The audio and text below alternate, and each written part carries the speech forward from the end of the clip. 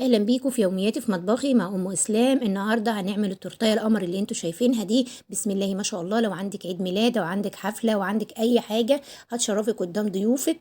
زي ما انتوا شايفين سهله وبسيطه ومش مكلفه خالص، حاجه حلوه كده.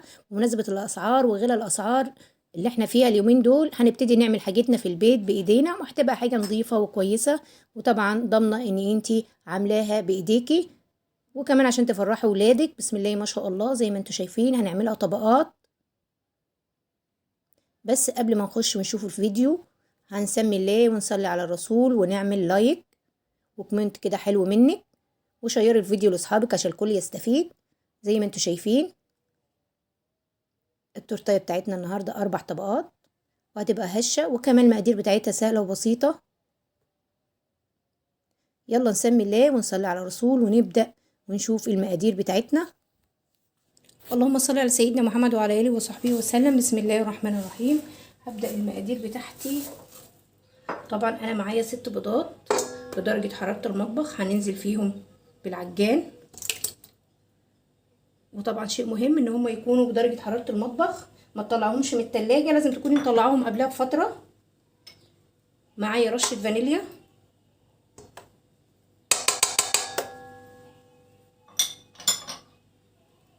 هبتدي اضرب البيض على سرعة صغيرة الاول.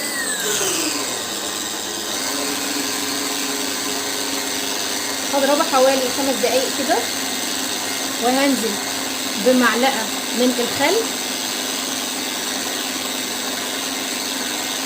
الخل ده يا بنات بيديها هشاشة، وكمان ما بيخليش فيها فراغات، وبيخليها لك بيضة لو انت هتعملي الاسبونش الابيض.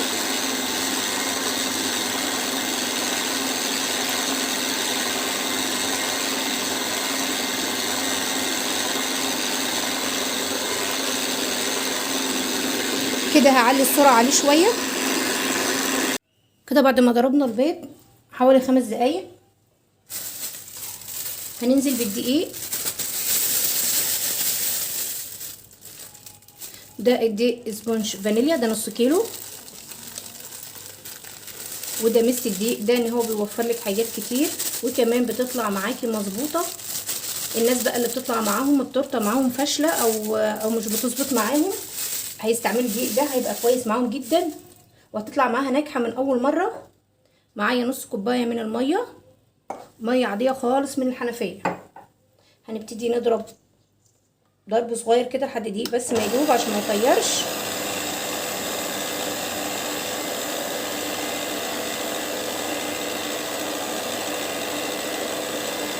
طبعا لو حسبتيها ده زي ده بالظبط، مش التكلفه مش غاليه ولا حاجه.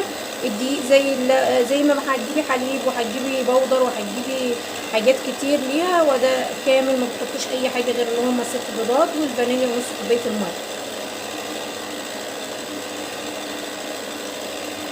بس. لازم ينضرب في مضرب او عجان، لكن الخلاط لا، الخلاط مش هينفع معاكي في الاسبونج.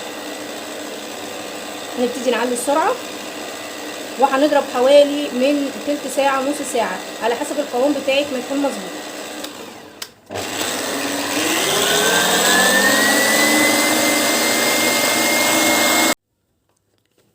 هنا يا بنات بس زي ما انتوا شايفين القوام اهوت. بس انا هجيب معلقة كده بس واقلب من تحت لفوق عشان لو فيه اي دقيق تحت.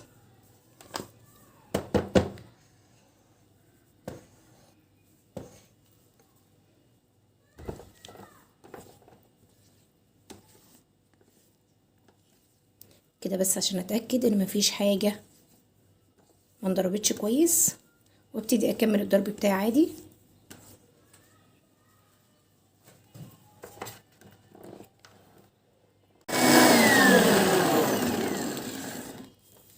كده خلاص خدت من ربع ساعه لتلت ساعه.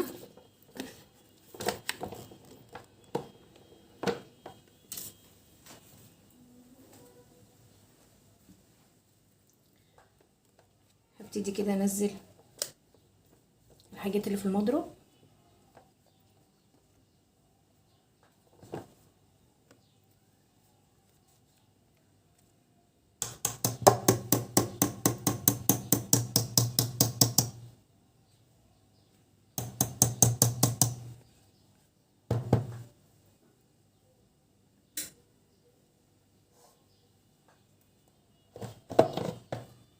زي ما انتوا شايفين القوام بتاعها عامل ازاي، وهشه وخفيفه. كل ما ضربتي اكتر كل ما طلعت معاكي هشه اكتر وطلعت ناجحه.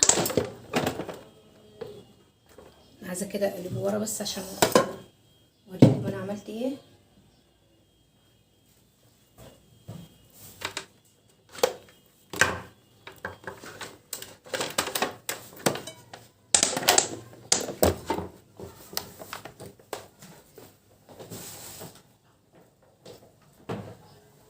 طبعا انا اول حاجه عملتها شغلت الفرن على درجه حراره 180 وسبت يسخن قبل ما اعمل اي حاجه. وبعدين جبت صينيه مقاس 26 وابتديت افرشها بورق الزبده زي ما انتوا شايفين كده. قصيته على قد الصينيه وعملت حرف كده عالي.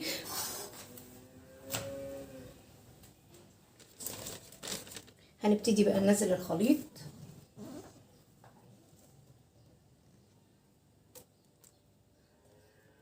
طبعا اي صينيه عندك ألمونيا تيفال الموجود عندك، بس افرشيها ورق زبده عشان تبقى سهله وانت بتطلعيها. وطبعا انا عملت الحرف عالي بالطريقه ديت عشان الاسبونج بتاعي هيعلى اكتر من الصينيه، من حرف الصينيه، فما ينزلش ويسيح مني، عشان انا عايزه يبقى القوام بتاعي عالي.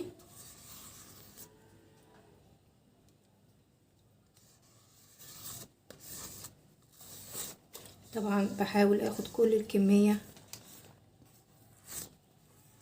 زي ما انتوا شايفين، مش عايزه اسيب ولا فتفوته. كل فتفوته انا صارفه عليها فلوس. ابتدي كده افردهم.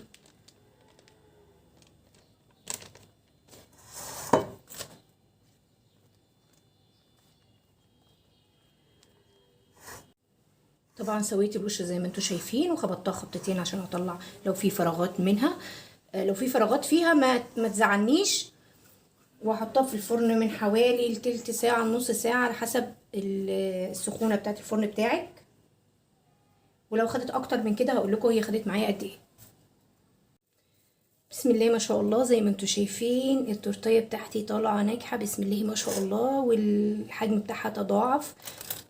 طبعا انا طلعتها من الفرن خدت حوالي نص ساعه وخمس دقايق. قلت لك الفرن على حسب درجه الحراره بتاعه الفرن بتاعك. وطبعا اختبرتها بخله عشان اشوفها هي جاهزت ولا ما جهزتش. الحمد لله لقيتها تمام وطلعتها من الفرن. زي ما انتوا شايفين كده هبتدي اشيلها خالص من الصينيه وارفعها على شبكه عشان افرغ الهواء. طبعا زي ما انتوا شايفين سهله خالص، طالعه بكل سهوله، لان انت طبعا فرشت الصينيه بورق زبده، وده بيسهل عليكي انك تطلعيها بسهوله من غير ما تتكسر منك او يصيبها اي حاجه. زي ما انتوا شايفين الورقه انا كنت ملزقاها بسبونج. طبعا يا بنات انتوا ممكن تعمليها في اي فرن، تعمليها في فرن بوتاجاز، تعمليها في فرن الخبيز. على فكره انا عملتها المره دي في فرن الخبيز عشان زي ما انتوا شايفين كده ورق الزبده محروق من فوق. عملتها في فرن الخبيز عشان فرن البوتاجاز عندي بياخد وقت طويل شويه، وانا كنت مستعجله عايزه اعملها بسرعه، فعملتها في فرن الخبيز. ما خدتش معايا كتير، هديت عليها الفرن على قد ما اقدر. شايفين الحجم بتاعها متضاعف وشكله ازاي.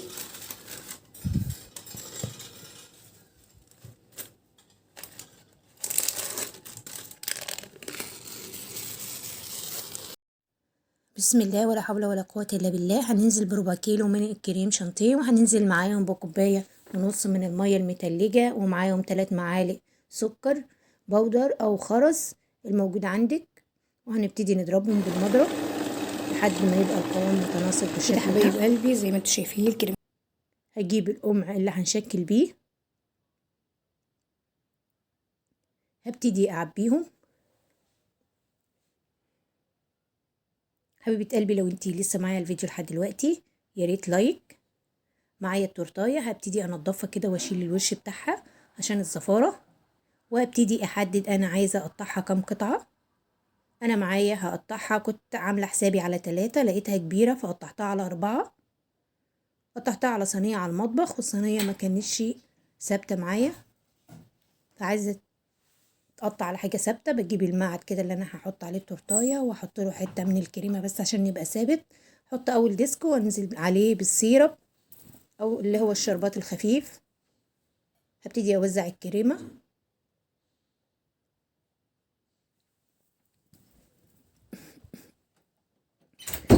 وزعيها بقى بسباتيولا، بمعلقه، بسكينه، باي حاجه معاكي. طبعا كل طبقه هديها شويه من السيرب وارجع تاني احط لها طبقه من الكريمه. حطيت الاربع طبقات، ببتدي اجيب كده الجوانب. طبعا وبالقطعه دي ببتدي اظبط كده التورتيه بتاعتي. بجيب بقى الجناش وابتدي اعمل نقط كده بحيث انها تنزل على التورتايه. وطبعا جبت شويه من الكريمه ونزلت عليهم بشويه من الكاكاو او الجناش، وابتديت ازين بيهم التورتيه من على جنب. وبجيب بقيه الجناش كده وابتدي افرده على وش التورتايه. طبعا التزيين ده بتاعك انتي، كل واحد يزين بطريقته وبراحته. جبت قطع من كده من الفراوله وابتديت ازينها. وده قطع برضو من البسكوت الاوريو. اي حاجه موجوده عندك بقى ممكن تزيني بيها.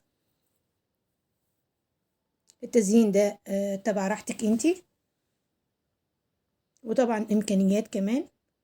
جيبي قطع كده من الشوكولاته.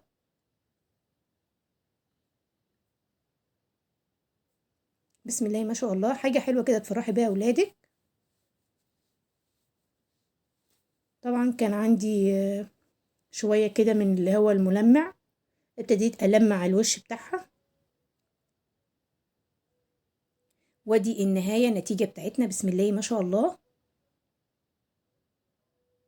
ما شاء الله كانت روعه. ما تنسوش حبايب قلبي اللايك. زي ما انتوا شايفين بسم الله ما شاء الله القوام بتاعها كان عالي. وطبعا الصراحه مرات ابني وابني طلعوا عيني على بال ما خلصت الفيديو. ظبطوني. بسم الله ما شاء الله. صراحه كانت روعه روعه، والطعم بتاعها كان حكايه. شايفين الجمال بتاعها؟ بجد تستاهل لايك، وتستاهل ان الفيديو ده يترفع. تعبت فيه كتير، وكمان كفايه اللي هم عملوه فيا.